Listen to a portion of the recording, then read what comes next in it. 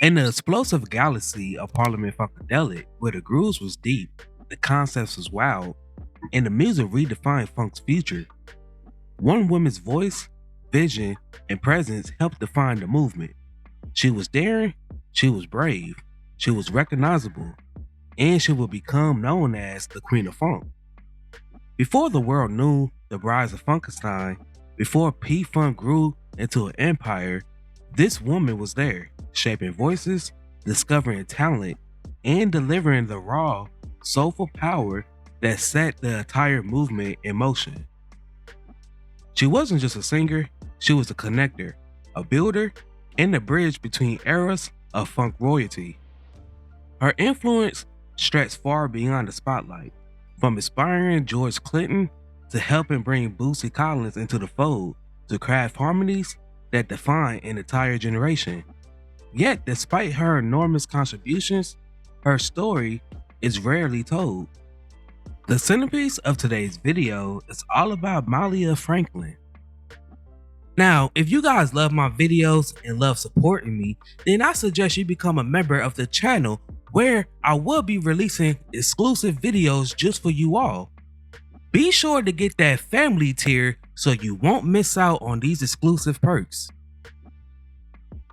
If you guys would love to connect with me outside of YouTube, then I am officially announcing that I am on Discord. Here, you can provide me with feedback on my recent uploads.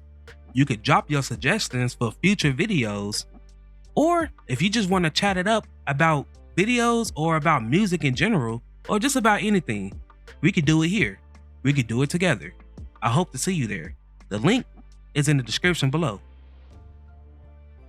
Now, before we start, let's be sure to leave a like on the video, subscribe to the channel, and push that notification bell to be sure you won't miss out on any more content.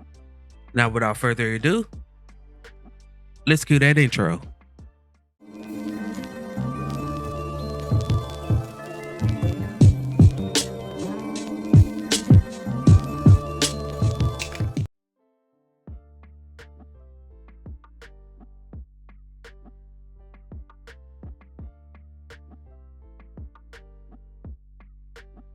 Born on March 3rd, 1952 in Detroit, Michigan, Franklin was born with a gift, an unmistakable voice that carried strength, soul, and personality. Her father encouraged her musical ambitions, originally hoping that she would become an opera singer. Growing up in Detroit, the city of Motown, she was surrounded by music, rhythm, and vocal harmony. Singing wasn't just a hobby, it was a natural language. Detroit during the late 60s and early 70s was America's music melting pot. Voices echoed from churches, street corners, clubs, and studios, and Franklin soaked it all in. Gospel power, soul sensibilities, and raw funk attitude. These early experiences became the seeds of a musical identity that would soon reshape the entire genre.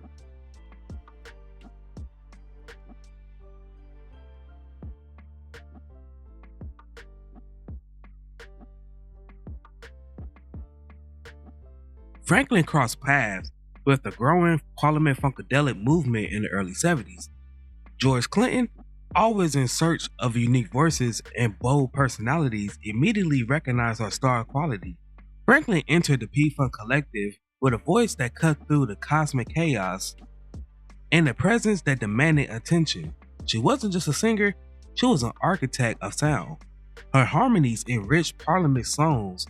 Her energy elevated the live performances, and her creative insight helped shape the direction of P-Funk universe.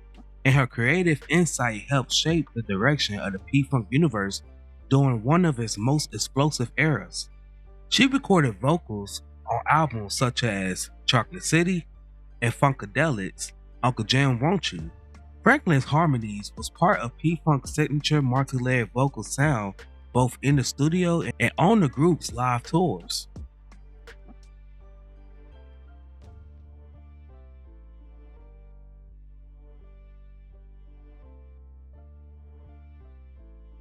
In 1978, George Clinton formalized his vision. The P-Funk female vocalists needed their own platform, a project where they wasn't backing anyone, but that was leading the charge. And so, Parlette was born. The first official lineup featured Franklin, Debbie Wright, and Jeanette Washington, a trio with the vocal strength, charisma, and stage presence to match any P-Funk act. In a true P-Funk fashion, they didn't just arrive, they exploded. Their first album, Pleasure Principle, released in 1978, and it immediately established Parlette as a formidable force. The album peaked at number 55 on the Billboard Top R&B Albums charts. The album blended infectious rhythms with hard-hitting vocals, with songs like Riding High that peaked at number 49 on the Billboard R&B charts, and the title song that peaked at number 66 on the Billboard R&B charts. These songs showed that the group had their own identity that was sleek, sensual, and irresistibly funky. Franklin's commanding vocals, Debbie's soulful strength, and Jeanette's smooth harmonies created a perfect triangle of sound. The album made noise on the R&B charts, and they proved that these women wasn't just supporting P-Funk, they was expanding it. Franklin departed after the first album, but not before recording half of the group's next album, Invasion of the Booty Snatchers, that was released in 1979. Now, I learned a lot about her from her son's 2025 book about his mother that's called Mothership Connection, which I highly suggest you should purchase. The P-Funk umbrella was full of troubles, ranging from money to drug abuse. In the book, it looks at the original members of Parlette and Brides of Funkenstein as the glue that kept the collective together. One of the original members of Parlette, who sang alongside Franklin, was the late Debbie Wright.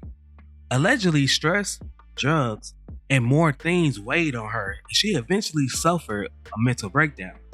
This led to Shirley Hayden taking over for her. When Franklin left the group, she was replaced by Janice Evans. Franklin allegedly left the group due to George Clinton not paying her.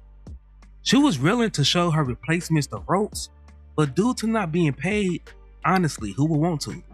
Franklin left the group to propose a P-Funk offshoot that was named Sterling Silver Starship, with bassist Donnie Sterling. Franklin also performed with the Brides of Funkenstein, adding her distinctive voice and energetic presence to live shows and studio recordings.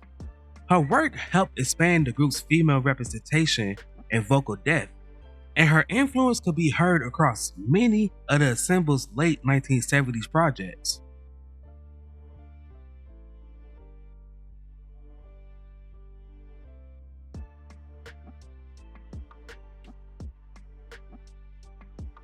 Franklin's influence reached far beyond the microphone. One of her most famous contributions to funk history was connecting George Clinton with a young, electrifying bass player who would soon become a legend, named Bootsy Collins. This connection changed P-Funk forever. Bootsy's flamboyant style and space-age funk became a pillar of the movement, and Franklin played a key role in bridging that world together. Her ability to spot talent wasn't just intuition, it was visionary. Franklin was the one who brought Junie Morrison to P-Funk. She performed, recorded, and appeared on Zapp's Zap 2 album in 1982 as a backing vocalist. Franklin co-wrote the song Suited and Booted for Snoop Dogg's 2002 album, Pay the Cost to Be the Boss.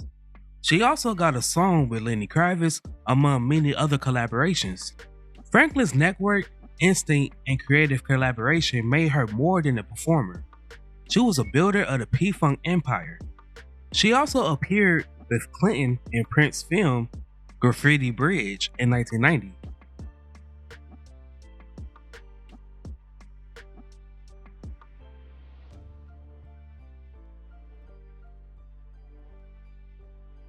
After her primary years in the P-Funk orbit, Franklin continued to record, perform, and collaborate. Her voice appeared on various projects, and her musical relationships extended across genres and cities. She carried the spirit of P-Funk with her creativity, its fearlessness, and its emphasis on originality. Whether in the studio or on stage, or working behind the scenes, Franklin remained a force whose presence elevated the music around her. Her artistic journey was defined not only by her vocal ability, but also about her influence, which helped create opportunities, shape ideas, and inspire countless artists who crossed her path. Like many artists navigating through the music industry, Franklin faced her share of professional and personal challenges. The pressures of touring, constant travel, shifting groups' lineups, and the unpredictable nature of the entertainment world took a toll over the years. But Franklin never stopped pushing forward. She remained resilient, grounded in her artistry, and dedicated to the craft that had shaped her life from childhood. Those who knew her speak of her determination and her refusal to let obstacles dim her creative light. Her story is not one of only of talent but strength. She released her solo album in 1995 through Japan's P-Vine Records. Franklin was married to drummer Nathaniel Neblett of New Birth, and together they had one child.